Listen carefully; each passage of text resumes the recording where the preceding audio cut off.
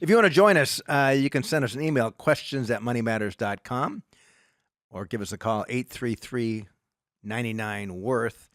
And we're starting out with Rex. Rex, you're with Allworth's Money Matters. Yes, sir. How you doing? Good.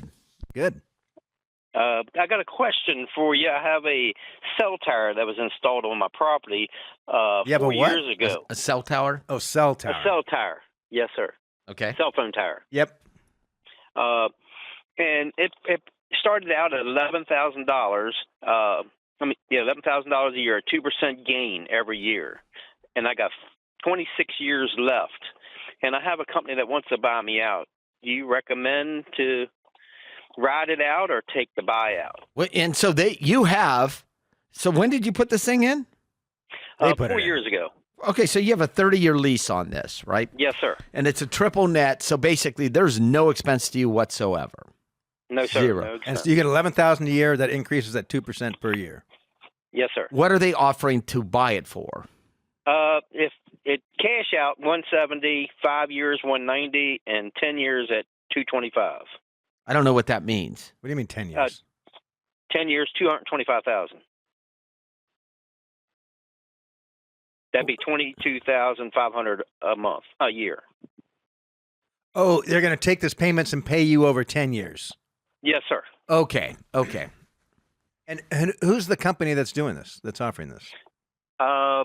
The one that owns it now. Yes, one of the things that you're worried about My guess, it's a third-party financial company. that is I'm just curious if that third-party company approached you directly, or they're working with whoever the company that installed the cell tower and who's handling the finances. or a third party No, altogether. I reached out to a couple different companies that buy out cell tower leases, Okay. and this is what they came back with. But my cell tower people, they have a clause in there that they have a third party where they have a chance to buy it before they can. Yeah, first right of refusal, correct? Yes, sir. Yes, sir.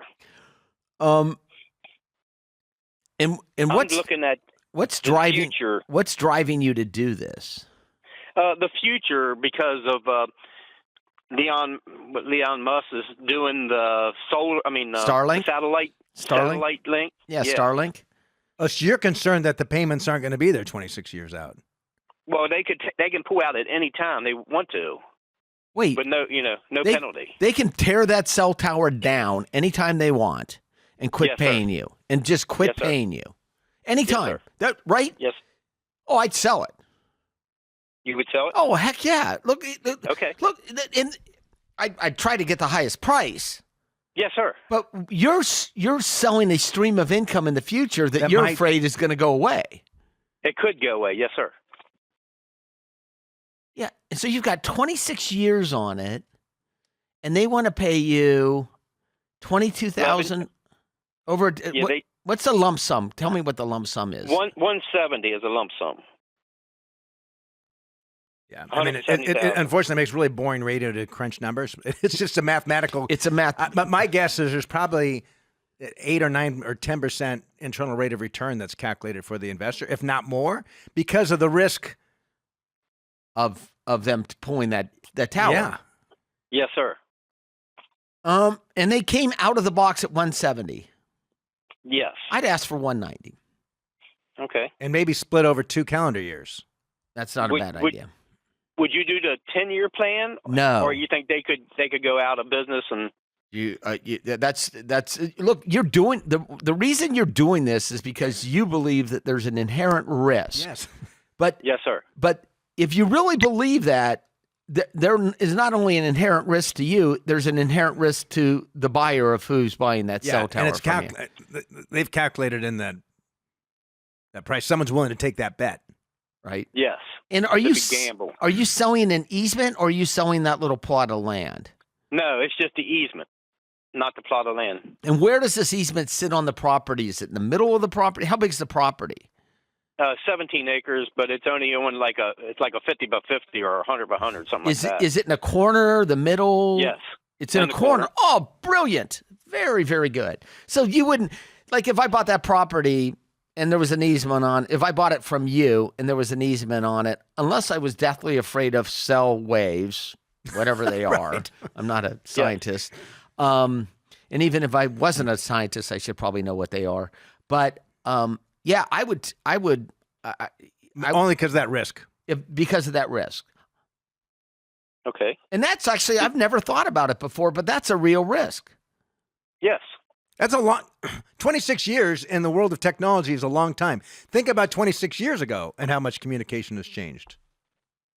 Yes. Yeah. Ask your kids if they know what a rotary phone looks like. They don't. Yes. Nor are they that interested in talking about it either, Pat. Like, oh, good for you, Dad. Okay. But you know how fast technology changes. That's right. That's why I agree with you 100%. But I would push them on price, and I agree with Scott. I'd have it paid out over 2 calendar years just for tax purposes. Yes. Well, that's why I was thinking the 10-year, but if they could go bankrupt and go out. Yeah, they're betting. I mean, before I did this, I would crunch the numbers to have an idea of like what kind of hurdle rate, what rate of return would I need. But even the 10 years, like it's 10 years at $22,000 a year. Is that what you said? For 10 years, yes, sir. Yeah. Well, you know that their hurdle rate's probably somewhere around 7 to 8%, or higher, because they might view this as a. Well, then maybe they're just picking them up to repackage and sell off. Who knows? But yes. Have you gotten another quote from someone else? Well, the people that own the lease now, they offer me like 140. Okay.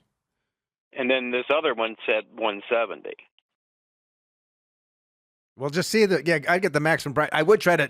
I mean, if you can pull this off, do half in December. I don't know the rest of your financial situation, but assuming everything else is static, I'd do half in December and half in January. Okay. Yes. Sounds good. Yes. That way you sir. can spread the tax over 2 years. Yeah. Good for you. Yeah. Good for you. Yeah. It started to just be a piece of hunting ground, but turned out to be getting paid to hunt. Yeah. And so there's no houses around it? No. Even better. Not close. Oh, is that right? And how's your cell phone reception there? Not good. It's literally not. No, it shoots above us. That's hilarious. That's funny. And the whole reason I wanted the cell phone tower on my land was so I got good cell reception. That's great. That's great. Yes, push them for money and take it over 2 years. Okay, sir. Yeah, I think you're wise to look at the risk on this sort of thing. And you really, like, for other listeners that don't have the luxury of having a plot of land they can lease to a cell tower company, it's the same concept you would consider on whether it's owning a company and like, what's the probability of this being viable company 25, 30 years from now? Or even more so to think of it as like a bond. That's right. And the more risk there is, right? Like what's a prominent company that's gone bankrupt lately? I can't. Well, I mean, we could go back to WorldCom. No, lately. What would be a better thing for you to answer is which ones are going to go bankrupt soon. Okay. That would be valuable information. Looks like Spirit Airlines. You follow that story at all? Yeah, but TGI Fridays. TGI Fridays. What, last Who would have week? thought? I know. When was the last time you heard of TGI Fridays? I don't know. All I remember is from the working spaces where Jennifer Anderson got in trouble for not wearing enough bling. That wasn't TGI Friday, though. That was... it was the same thing. They called it. What was that? That was... working spaces. Office space. Office space. Yes. The one that runs every Saturday at 2 o'clock for people that only have the people that don't. I think that pretty much is, if you're an old white male, it's a pretty funny movie because it's other than that, I don't know. Okay, all right. But I lost my train of thought with. So anyway, thinking about the same way you'd want to consider the risk of a bond. Yes. At least with a bond, the market changes every day. The price changes. You know what the value is. Yeah, and here something obscure like this. But I think that I've never thought about Starlink. But I'll tell you, in third world countries, they're not building cell systems like they would have because of Starlink. It's just easier to stand it up. Well, you know, I've had a small cabin in Lake Tahoe for 20 years or whatever. And I have my internet provider, it's this repeater system of some sort. It's totally janky, right? It must be awful. They have a house at Lake Tahoe with poor internet service. Yeah, but it's just like you have got this satellite-looking dish that goes across the mountain, and it gets a repeater thing.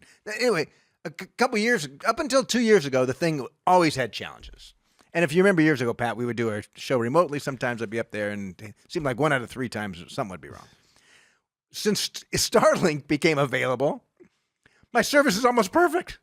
Oh. It's amazing how they've really upped their game. Isn't that? And that's the free markets. You love it, don't you? You're just like, this is competition.